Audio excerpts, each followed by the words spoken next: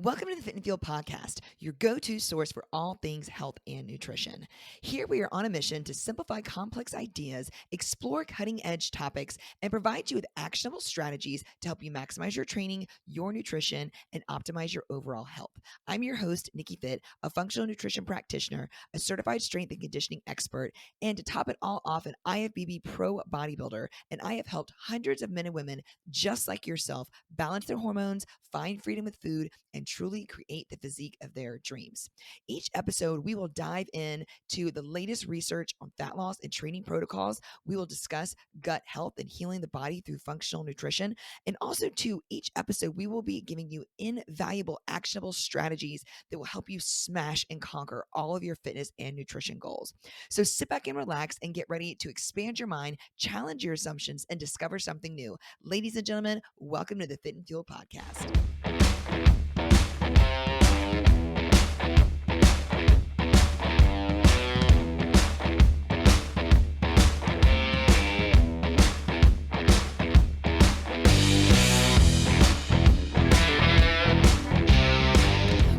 Guys, and welcome back to yet another episode of the Fit and Fuel podcast. I'm your host, NikkiFit, and I am so glad you guys are tuning in today because today's episode is a little bit different. So instead of this being an educational podcast or an interview podcast, this podcast is actually about my journey in the world of competitive bodybuilding. So this is something that I am truly, truly passionate about. I have been at it now for about 6 years, and I finally have obtained my pro card, which is another reason I wanted to make this episode, just kind of giving you guys the background story on how it all just came to be and how it came to light, and then conquering this huge monumental goal that I've set out for myself that I finally have achieved and now get to continue to pursue. So very excited about that. I want to just start the episode by saying I think that bodybuilding in itself can be taboo. It's very unconventional, a very unconventional sport. And I think there's a lot of confusion about what it is. Just as much as there's confusion about what it is, there are some truths to it. So I want to just kind of dive into some of the nitty gritty and just kind of lay it out for you, and also let you guys know what it means for me and also what it means to be a female in this sport. So it's a little bit different for the females than it is the males in this sport for sure. So to get started, I think that when most people think about bodybuilding, they immediately think about Arnold Schwarzenegger, like pumping iron, or they think of these huge, massive physiques and steroid use run rampant, and all sorts of just crazy, crazy stuff. Well, why some of it is true, especially in the men's world, there's definitely more drug use in the men's world. It doesn't always have to be a taboo type of thing. To me, competitive bodybuilding is a showcase of health, of discipline, of structure, of drive, determination, of delayed gratification. There's so many things that come into the sport and getting ready for a competition. And there is some negatives. There absolutely is. I would say, like I said, especially with some of the drug use that happens in some of the higher up rankings, especially with some of the men. But that being said, to each his own. And the women don't necessarily have the same lot as the men when it comes to those type of things. I think that there are some women that choose to do steroids and play in that sandbox, and I think that's fine. But, when it comes to some of the different categories that are much smaller than some of the larger female categories, and I'll discuss that in just a moment, it is very much a beauty pageant. It is very much, like I said, pageantry at its finest. And it is such a incredible sport. And I tell clients and athletes that I work with that get ready to compete, the day of the show is the competition, but the actual competition is the day in and the day out. It's the grind. It's, did you get your training in? Did you make your food? Did you do your cardio? Did you practice posing? Right? So it's the weeks and months leading up to the actual competition that is where the work is done. And the day of the show, while yes, it is a competition, it's also a celebration of the hard work and effort and sacrifice that was put in to achieve that goal. So I want to take a step back and just tell you how I actually got into the sport, and kind of how I got from there to where I am now. So back in probably 2011, I really started diving into the world of strength training. And back then, we did not really have social media like we do now. And to be able to see some of the best bodies and the professional athletes, we had to wait for the magazines to come out. We had to wait for Muscle and Fitness Hers, which was the one that I was always waiting for to come out, to see how our favorite athletes had placed, to get to see some of these bodies that were truly a work of art. And I do want to say that I believe that bodybuilding in itself is a work of art. It absolutely is. You're sculpting the body, you're taking time to develop certain body parts and really achieve an aesthetic look that is so much different than just working out or doing CrossFit type things or, strongman competitions or anything like that. So I truly, truly believe it is an art, it is a craft, and it is something that is really beautiful. So anyways, back in 2011, I had really dove into strength training and had started paying attention to what was going on in the competitive bodybuilding world. Every time I would go to Kroger or the grocery store, I would always just beeline it to the magazine section because I wanted to see what magazine was released. And I think back then they released it every month, and then I eventually went to like every 2 months. I might have had that backwards, but we had to wait, right? There was no getting on Instagram to see, oh, how did this person do in this show, or how is their prep coming along? There wasn't any of that. And it was very cool, and there was very much an anticipation every month to see like how these things were going and who was doing what. And one of the girls that I followed very closely back then, her name was Nicole Wilkins, and Nicole Wilkins competed in a category called figure. And it was a muscular category, very soft. She was very graceful, just very pretty. And I remember just falling in love with her physique and just being like, wow, just absolutely amazed at her poise and her grace and just the way that she presented herself on stage. It was fascinating. So I followed her and her journey. She actually won the Olympia 4 times, which at that point in time was the most anyone had ever won female wise consecutively. Now we have Sid Gillian, who has won Miss Olympia for figure 6 times. So she's actually an Atlanta local. So very cool. I've had the opportunity to meet her and actually work with her a little bit in person for some posing. So that was very cool. But to watch Nicole Wilkins' journey, I remember just thinking to myself, like, gosh, I want to do that one day. Like I want to get up on stage. For whatever reason, that just lit a fire in me that I could not let go. So from 2011 to 2018, I closely watched the sport. I watched the industry. I knew all the names. I knew Aaron Stern, like all these girls, all these people I watched and looked up to, and would follow their workouts and their training programs, and because they would put them in the magazines, right? And so it was just such a fascinating thing to be a part of.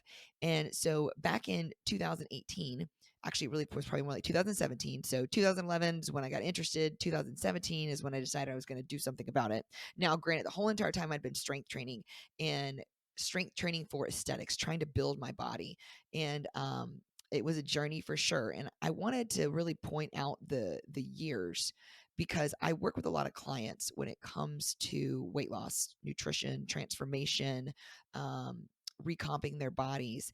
And it takes time. And I feel like we live in a world of instant gratification where people want to work with a coach for 3 months, 6 months, and then they don't get the results and they give up. Well, it takes time. It took me almost, 6 years, 7 years to really have enough muscle to even think about stepping on stage. And even when I did step on stage in 2018, I'll talk about that in a second, I still was small, right? I was still very, very, very small. So, and needed to put on more muscle. And I wasn't training exactly proper then too. And I had okay nutrition. It wasn't great. It was okay. But, I made a lot of progress in that time period. So anyways, and in that time period, I had a kid back in 2014. So that was a whole nother kind of wrench in the gear, if you will. So, back in 2017, I hired a coach, and she was a figure pro, and I was super excited to do a show. And it actually took me 2 times at failing to get ready before I ever, on the third try, actually stepped on stage. So the first 2 times I tried to prep, and it was either, lifestyle would get in the way. Back then I drank a lot, had a little bit of a party life, not going to lie, went out all the time, and it was very conflicting with what I was trying to do. So getting lean is extremely hard when you're drinking multiple nights a week. So my lifestyle 100% got in my way. Also, too, having a small child, the age of 2 and 3 was definitely hard. Trying to balance training and life and being a wife and working and getting all of the things that I needed to have done. So it wasn't until my third try in 2018 where I actually made the mark. And I did a show here in Atlanta. So I'm Atlanta based, and it was called the Lee Haney Games. I've done that show multiple times now. And Lee Haney is 8-time reigning Mr. Olympia. So we are, very blessed here in the Atlanta community in the Southeast to have a huge community of bodybuilding with just some amazing athletes that have come out of it. But so I did that show, and I did figure, which was the category that I had looked up to with Nicole Wilkins and all these other girls. So I did it, and I quickly, realized I was way too small. I did not win. I think I placed maybe third, and then I think like second in true novice. I think I placed third in my open category. So I didn't win. I didn't win. But I realized that I loved it. I was like, "Oh my gosh, this was so amazing." The empowering feeling of watching your body transform and knowing that you did that is just something that I can't even explain to you guys. It is just fascinating. And I was hooked. I was 100% hooked. Now, it was really hard at the beginning with the food and the nutrition and the training. I struggled. I struggled really, really hard to stay on course and not cheat and things like that. But, as time has gone on, it's gotten much easier. And a lot of that is because of the systems and there's the different learning experiences that I've had throughout the years. But so I realized I was too small. And I also realized I wanted to keep going. And I knew that I was going to have to probably change categories. And so this is when I kind of want to break down about the categories for women, because you're going to need to know this to understand the rest of what I'm going to talk about. So in the female competitive bodybuilding world, we have multiple categories. I'm going to start with the smallest category, the least amount of muscle, and that is a category called bikini. It is definitely a very soft look. The muscles are very small, still full round glutes, shapely shoulders, very small, narrow waist, not striated, so not hard looking. And if you don't know what striations are, that's if you ever look at someone and they have like the lines in their muscles, so not striated is bikini.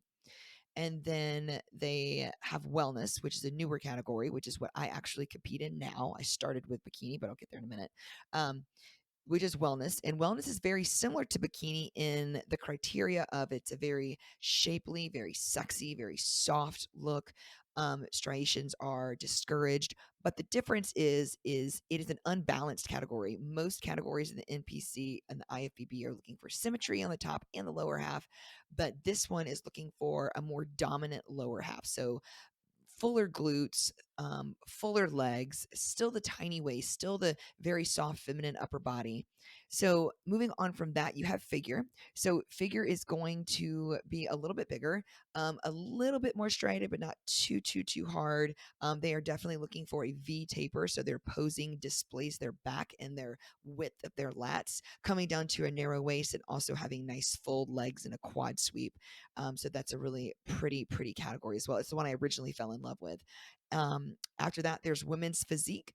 I don't know exactly the full criteria for that, but I can tell you just visually, it's much more muscular. It's much a harder look. They actually pose to music, which is just beautiful. Yeah, it's one of my favorite categories to watch for sure. Then you also have the fitness category, which is a very similar body to the physique and figure body, much more muscular, but they actually have a whole entire fitness routine. And some people might have seen this. They're doing the gymnastic moves on stage. They're doing the one-handed push-ups. They're doing the splits. They're doing all this crazy stuff. So anyone with a gymnastic background, that's a great sport for them. And then finally, there's actually bodybuilding, which is not as popular as it used to be. It definitely requires a lot of extracurricular activities for a woman to get that big. So, it's not always the healthiest, safest route. And most women don't aspire to have that much muscle mass. So it's a category that it's just, I would say, is not as popular as the others. I think the two most popular categories are going to be bikini and wellness, just because they are a more feminine, very sexy look. And like I said, very much so pageantry on stage. Okay, so I'm going to go back. So that's kind of a description of the different categories. So I did figure, which was the larger category, which was the back pose with the V taper. That's what I did my first show and realized I wasn't big enough. And so I actually met Steve Payne at House of Pain training at the Lee Haney Games that year. Shout out to Steve. He was my coach for years and years and years. I love him. I love his wife, Rachel. I still go to his posing practices. He still has helped me every single show I've done. He has helped me with my posing. And so thank you, Steve. If you're listening to this, you're awesome. And I highly recommend anybody going and reaching out to him. I'm actually going to put his contact info in the show notes. So if you're in the Atlanta area and need help with some posing, he's your guy. He's awesome. So met with Steve and we got on stage at his gym. And I remember he put a mirror up in front of me and he told me to get into my figure pose. And he stood in front of the mirror and then he stepped aside and he was like, "What do you think?" And I was like, "Well, I'm really not big enough. Like, right? Like, I like my shoulders, I pretty much just nitpicked myself and tore myself apart." And then he taught me how to stand in the bikini pose, which is a side pose. And he did the same thing. He stood in front of the mirror. I got into my pose. He stepped away from it and he was like, "What do you think?" And I was like, "Oh my gosh, I'm bikini all day long. Like, this is great." Like, I could see it, right? It was like such like like an aha moment. And so from there, that was the journey I pursued. I was like, okay, I can still do my dream. I can still live and pursue this dream. It's just not going to be his figure right now, maybe one day down the road, but I'm going to do bikini. And I was so, so excited. So that was probably November of 2018. I did the first show in October, met with Steve in November. And then that following spring, I did my first bikini show and I won the overall, which was awesome. I got my probably most favorite trophy today, which is a giant sword. It's like my favorite one. So I got that and then went on to do an Alabama show that year. I won the overall again. And I just felt like I was on the right path. So it was great. So that was 2019. 2020, I continued to compete in bikini. I did well. I won my height classes in a couple shows that year. And then at the end of that year, I also did the Lee Haney again. And Wellness was getting ready to be released. So for a while, Wellness didn't exist. You went bikini, figure, physique, fitness, bodybuilding. And then they finally brought wellness to the US, which I'm glad they did. It was in Europe and it was in South America. And I'm glad they did because so many women have an athletic body and so many of us have a strong lower half that we quickly grow out of bikini if we keep training. And that's exactly what happened. So in 2020, I did Lee Haney again for the second time. And the judge's feedback was, you need to do wellness next year. You need to do wellness. And I wasn't quite sure if I wanted to do it or not. But I did. I gave it a try. So I gave it a try the next year and I placed. I did my first wellness show. I placed, but it was during COVID and I just didn't have the proper equipment to train. And so, as big as I was at the Haney, when they gave me the feedback to go do wellness, I did the next show the next year that was wellness, but I had lost a bunch of size because I wasn't able to train because it was COVID and all the gyms were closed. So I still placed and I went on to do junior nationals that year. And for wellness, I placed sixth. So I made top 10. But I was definitely discouraged because I still wasn't big enough. And at that time, when wellness first came out, I feel like that they were just picking the biggest girls. It wasn't even about like the shape at that point, because as all categories, when they release a new one, it takes them some time to kind of dial in like what I feel like they want from it. I mean, they have the criteria, but it just takes some time for the community, I feel like, as well, to kind of get on pace with everything. So I was really discouraged because I saw all these pro girls and they were in wellness and they were so big and I just didn't want to get that big. And I was like, I was just defeated. I was sad. I was defeated because I was like, I'm too big for bikini, so I can't do that anymore because I'd grown. And I'm not big enough to do wellness. And then I don't know if I want to be that big. So it was just this like total dilemma. And I remember being like so just disheartened and just so upset by it. And yeah, I was very, very disappointed. So the next year, I actually hired a different coach, Rock Shabazz, and he was an Olympian and he had a bunch of girls that were going to go do the amateur Olympia. And I had shared with him how disappointed I was with, wellness. And he was like, "You know what, Nick?" He's like, "If you want to try bikini," he's like, "go for it, right? We'll go to the Olympia. You got all year." And that's what we did. And, it was interesting because that show was the smallest I'd ever been when I did the amateur Olympia. I did place top 10. I think I got sixth or seventh again that year. Out of like 30 or 40 girls. So that was pretty good. I still made top 10 first call outs, but I was the smallest I'd ever been stepped on stage at 123 pounds. Before, when I was doing bikini, I would step on stage at 130. So I was 7 pounds smaller, but I just didn't feel like I looked good. I didn't feel good. I didn't look good. Um, I was just really hard, and I wasn't able to train the way I really wanted to. Like, I wanted to lift heavy. I love lifting, so I wanted to lift heavy and go in there and get after it. And I couldn't do that prep. I couldn't go heavy because I didn't want to get big. I was trying to get small. So the type of training I had to do was just really high volume, lots of cardio. My calories were like silly low. But we made the mark. You know, I achieved the bikini look for the amateur Olympia that year. But, you know, then again, I was just like, you know what? Like, here we go. Like, I'm not happy about this. Like, what am I going to do? Like, I felt like I didn't like the training for the bikini and what I was going to have to do to continue down that path to keep losing muscle mass. I didn't feel like that was healthy. So I took a break. That was the end of that year in 2021. And took the year off pretty much for the most part and just started training and lifting heavy. I was like, you know what? I'm just going to lift and I'm going to eat and I'm going to live my life and do my job and coach my clients and just have fun and help other people get ready for shows and I'll figure it out. So, um, I started putting on some size and I really started to like the way I looked. And it was funny because for so many years, I, as most women do, obsessed about being small. I wanted to be small. I grew up playing softball and always had a very athletic build and was never the smallest person. I always had a big butt. I always had big thighs. I was a catcher. So I just had a very muscular look. And so when I started doing bikini, it was like I was small for the first time. And it was so nice and I loved it. But I didn't like what I had to do to get there. I didn't enjoy it. Um, I like the way I looked at my clothes, but I just didn't enjoy it. So um, I just started training heavy back in 2021. Wait, 2022, excuse me. Started training heavy again. My glutes started to grow. My legs started to grow. And I had started following a girl named Casey DeLong, who was an Olympian for wellness. And she was a mother of four. And I really just jived with everything that she said on her social media. So, you know, I reached out to her in the Lee Haney Games. Here we go again, Lee Haney Games. I'm plugging you guys hardcore because I've done you guys 3 times. It's a great show. If anybody's in the Atlanta area, I highly recommend it. I usually have a lot of my clients do it. I've got a client getting ready for it right now. Shout out to Kay. She's going to crush it. But I decided like at the 8 week mark out, which was really quick for me to get ready for a show, that I was going to call Casey. And I sent her some progress photos or some photos. And I said, what do you think? You think I could do it in 8 weeks?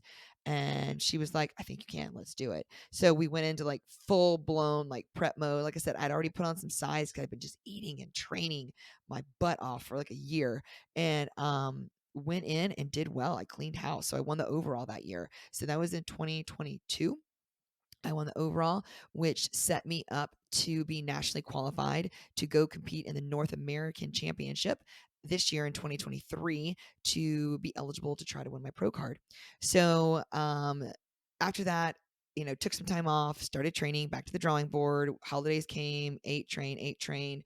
Went to re-engage with Casey, but she was no longer taking on clients because she was getting ready herself for the Masters Olympia. So the Olympia 11 years ago got rid of the Master Olympia category and they brought it back this year in 2023. So she was one of the first wellness girls that got to actually go compete in that. So shout out to Casey. She did great. She looked beautiful on stage, but she was really cool because she was like, you know, Nick, she's like, I'm not going to take on clients right now because I need to just focus on me and getting ready for my show, which I totally respected. Thank you for your transparency. Anybody that knows me, I love communication and robust and open dialogue and being transparent. So I just couldn't have appreciated and respected her more for that.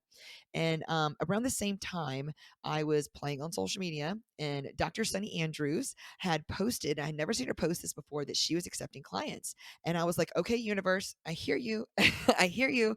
And so I reached out to her, and we hit it off right off the bat. She's an amazing human. She's my coach now. And we went for it, right? So we got ready for the North Americans. I did a warm-up show in between there, the Atlanta All-State. I won that. That was a great show. Abdul does a really, really great job. So shout out to him too. Just really well ran, and would highly recommend anybody doing that show as well. So did that, and then you know, got ready for North Americans. And it's so funny. So when I got there, I was so excited. I was really proud of myself for the shape and the change and everything that I had done. And I want to pause really quick right there. So this has been such a journey, guys. The evolution of my body and my physical fitness and my mindset and the nutrition and the strategy. It has just been a whirlwind of adventure, and it's been a journey. And very similar to the journey that my clients go on when it comes to transforming their body. It's ever changing. We pivot. We do what we have to do to make the mark.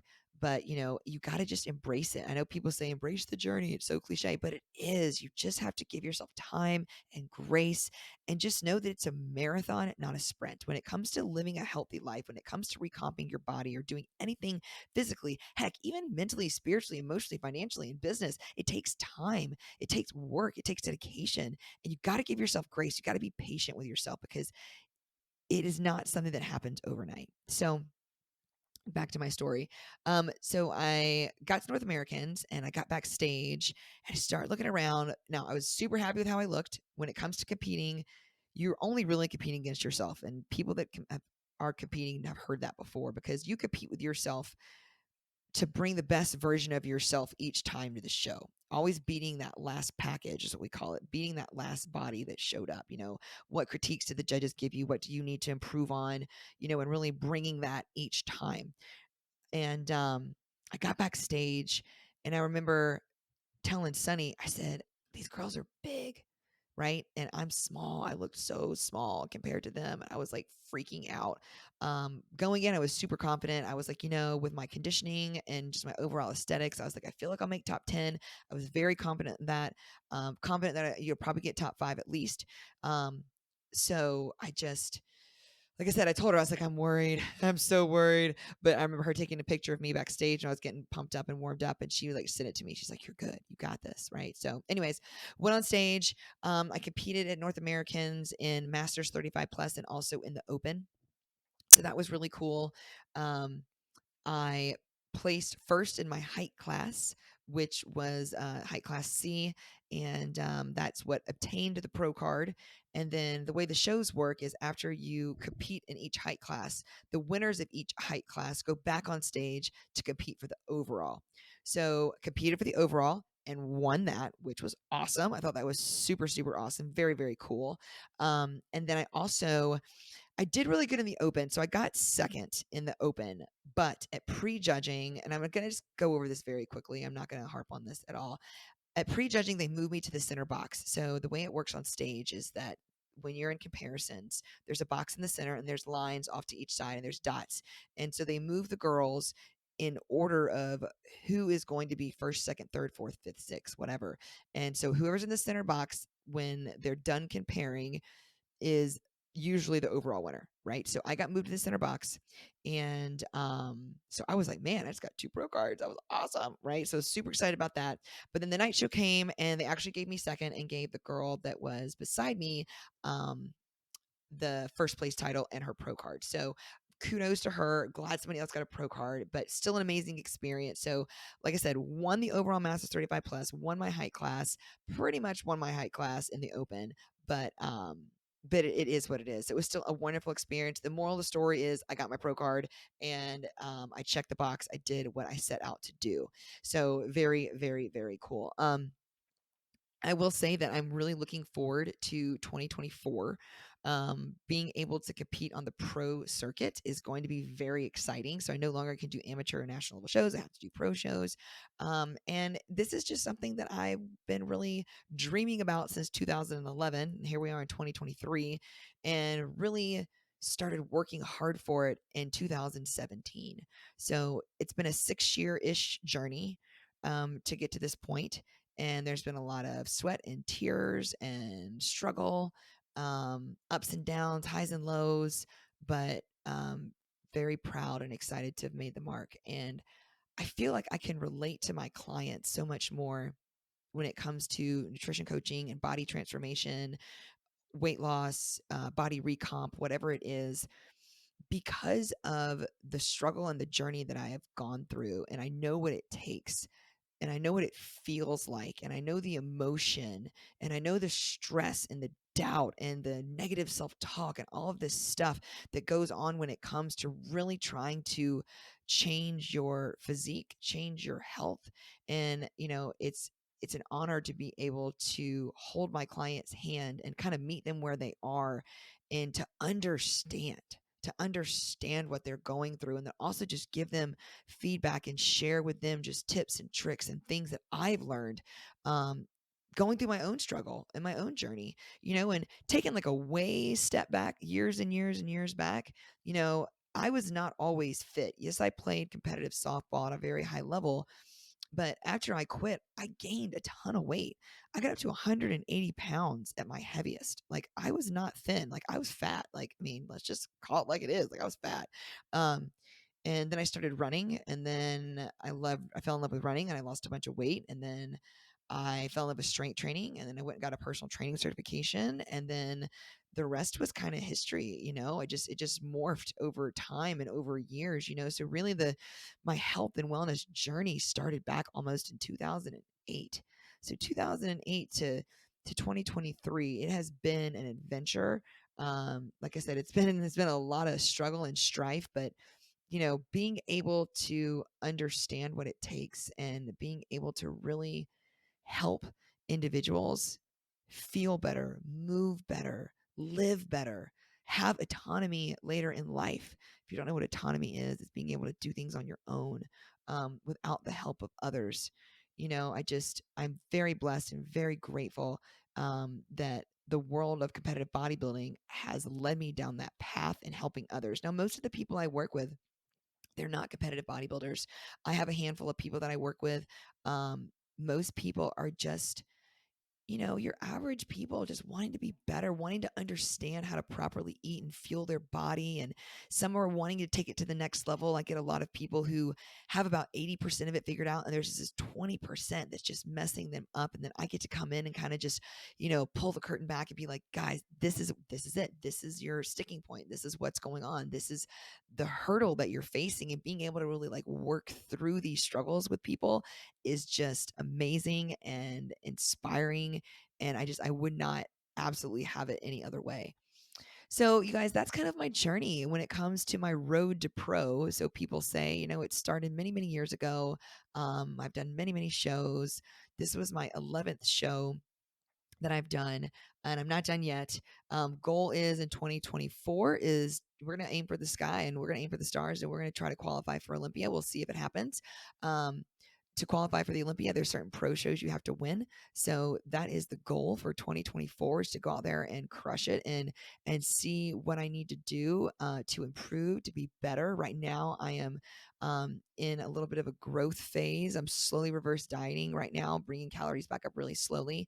I figure once we get into the colder months, right now it's September, if you're listening to this podcast at a later time, when I get into the later months, I'm going to increase my carbs even more and really ramp up my training, and then maybe do some kind of cut in the spring. So really looking forward to that. But I really wanted to make this episode just because this is something that I'm so passionate about. And I know that people see me on social media, and some people have, witnessed the journey over the years.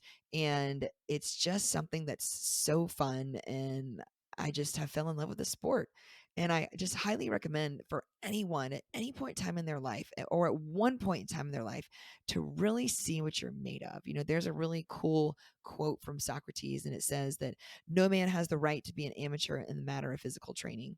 It's a shame for a man to grow old without seeing the beauty and the strength of which the body is capable. I love this quote. I'm going to read it again because I love it so much. It says, no man has the right to be an amateur in the matter of physical training. It's a shame for a man to grow old without seeing the beauty and the strength of which his body is capable of. Now, I do think that Socrates was talking a little bit about combat too, but it can totally be related to this. It's like, you don't even know what you're capable of, guys.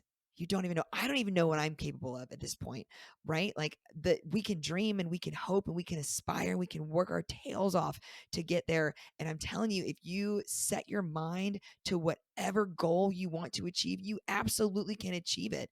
You just have to stay persistent and fight the good fight, and know there's going to be good days. There's going to be bad days, and it's going to take time. But if you could just get up and grind it out every day, be persistent, be relentless in the pursuit of your dreams. You absolutely can achieve them. So that is all I've got for today, guys. Thank you guys so much for tuning in and listening to yet another episode of the Fit and Fuel podcast. A little bit different than the others. Like I said, this was more about my journey in competitive bodybuilding and giving you some insight on what I do for fun, if you will. And yeah, if there is anybody that ever has any questions when it comes to competing or training like a competitor, I got a lot of people that we train like competitors. They may never step on stage, but they get ready for vacations, or they, just want to walk around looking like they compete. Like, that's what I do, man. Like, I change lives, and it is just a freaking blessing. It is awesome. But anyway, so this concludes the next episode. I just want to say thank you guys so much for tuning in. Please, please, please subscribe to the podcast, follow it. Also, give me a star, give me a rating, put some comments down below. Let me know what you think. And like I said, if you ever have any questions, you can absolutely reach out to me via social media. My social media on Instagram is NikkiFit_fitness. And my website is NikkiFitFitness.com. You can message me there. And yeah, guys, I'm going to put some links in the show notes below to my coach, also to some of the local shows like the Lee Haney that's coming up, and just also links to be able to get in communication with me.